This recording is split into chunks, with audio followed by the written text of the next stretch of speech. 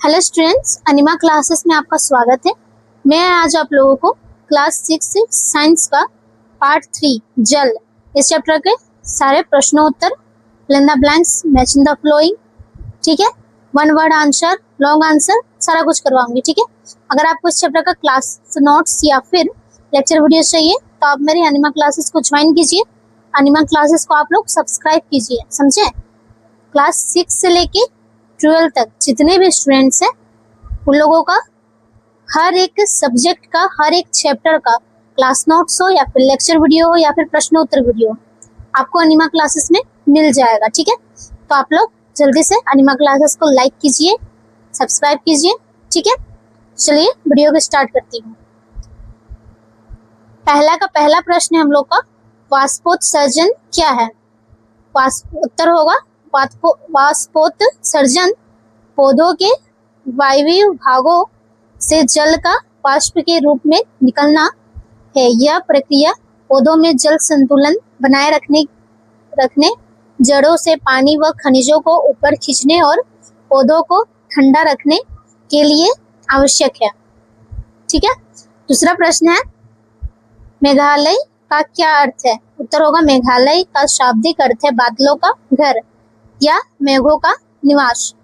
ठीक है, तीसरा प्रश्न है, विश्व के सबसे अधिक वर्षा वाले क्षेत्र कौन सा है। उत्तर होगा मौसिनराम।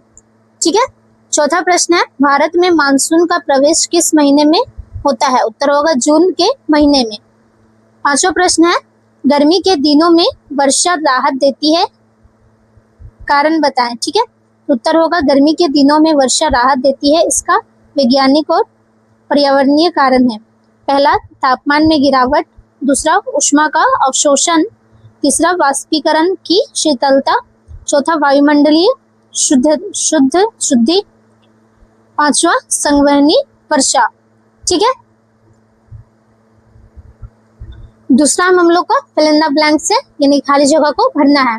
पहला प्रश्न है, विश्व जल दिवस देश को मनाया जाता है। उत्तर होगा 22 मार्च। दूसरा प्रश्न है, विश्व जल दिवस की शुरुआत देश नामक संस्था ने की। उत्तर होगा संयुक्त राष्ट्र नामक संस्था ने की। तीसरा है, जल ही देश है, यानी जीवन। चौथा प्रश्न है, झारखंड में देश से देश मिलीमीटर वर्षा होती है। उत्तर होगा 1000 से 1500। पांचवा प्रश्न है, देश तकनीक भूमि जल स्तर बढ़ाने में सहायक होते हैं। उत्तर होगा कृत्रिम पुनर्भरण। ठीक है, छठा प्रश्न है, देश और देश प्रक्रिया बादल निर्माण में सहायक होती है। उत्तर होगा वाष्पीकरण और संघनन। छठा प्रश्न है, बीजों के अंकुरण के लिए देश आवश्यक है। उत्तर होगा पानी। सातवां प्रश्न है, मानव शरीर में भार का 10% जल पाया जाता है। उत्तर होगा 70%। आठवां प्रश्न है, जलवाष्प संघनित होकर छोटी छोटी जल की बूंदों में बादल जाता है, जिसे डेस कहते हैं। उत्तर होगा संघनन। तीसरा का है, वन वर्ड आंसर का है। पहला क्वेश्चन हम लोग का, ठंडे जल से भरे गिलास की बाहरी सतह पर जल का निर्माण किस प्रक्रिया द्वारा होता है। उत्तर होगा संघनन। दूसरा प्रश्न है, वाष्पन के द्वारा क्या क्या संभव है। उत्तर होगा वाष्पन के द्वारा निम्न संभव है। पहला, ठंडक उत्पन्न होना, दूसरा पदार्थों का पृथक्करण। ठीक है,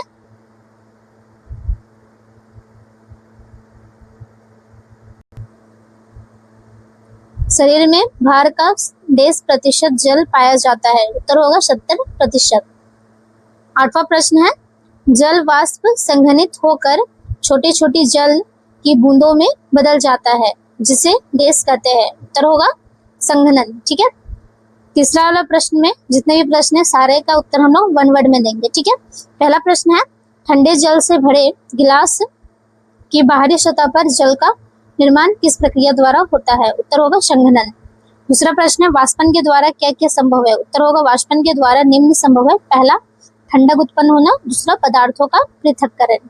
ठीक है, तीसरा है कपड़ों का सूखना। चौथा होगा प्राकृतिक जल चक्र। पांचवा होगा तरल की सांद्रता। ठीक है। तीसरा प्रश्न है सर्दियों के दिनों में हमारे मुंह और नाक से भाप निकलता है क्यों? उत्तर होगा सर्दियों में मुंह और नाक से भाप निकलना संघनन की एक प्राकृतिक वैज्ञानिक प्रक्रिया है। जब हमारे शरीर की गर्म और नम सांस बाहर की बहुत ठंडी हवा के संपर्क में आती है तो नमी तुरंत छोटे छोटे पानी की बूंदों में बदल जाती है जो हमें धुएं और भाप के रूप में दिखाई देता है। चौथा प्रश्न है बादल कैसे बनते हैं? उत्तर होगा बादल का निर्माण वाष्पीकरण और संघनन की प्रक्रिया द्वारा होता है। सूर्य की गर्मी से नदियों समुद्रों की पानी भाप बनकर ऊपर उठता है जहां ठंडी हवा के कारण यह जलवाष्प धूल कणों के साथ मिलकर छोटी बूंदों में संघनित हो जाती है और बादल बनाती है। ठीक है। पांचवा प्रश्न है आप जब भीगे हुए कपड़े को इस्त्री कर रहे हैं तो वह सूख जाता है कैसे? उत्तर होगा इसका जब हम भीगे हुए कपड़े पर इस्त्री चलाते हैं तो वह तुरंत सूख जाता है। इसके पीछे वाष्पीकरण की वैज्ञानिक प्रक्रिया काम करती है। जब गर्म इस्त्री का वजन कपड़े के ऊपर रखते हैं तो पानी को भाप में बदल देती है जिससे भीगा हुआ कपड़ा तुरंत सूख जाता है। छठा प्रश्न है सूखा कब पड़ता है? उत्तर होगा सूखा तब पड़ता है जब किसी क्षेत्र में लंबे समय तक औसत से कम वर्षा होती है जिससे पानी की भारी कमी होती है। यह स्थिति अक्सर मानसून के विफल होने उच्च तापमान के कारण अधिक वाष्पीकरण और जल स्रोतों के सूखने से उत्पन्न होती है। ठीक है स्टूडेंट्स, तो मैं आज आप लोगों को सारा कुछ करवा चुकी हूँ। क्लास 6 पार्ट 3 के जितने भी प्रश्न उत्तर थे। ठीक है, आशा करती हूँ कि आपको मेरा वीडियो पसंद आया होगा। धन्यवाद।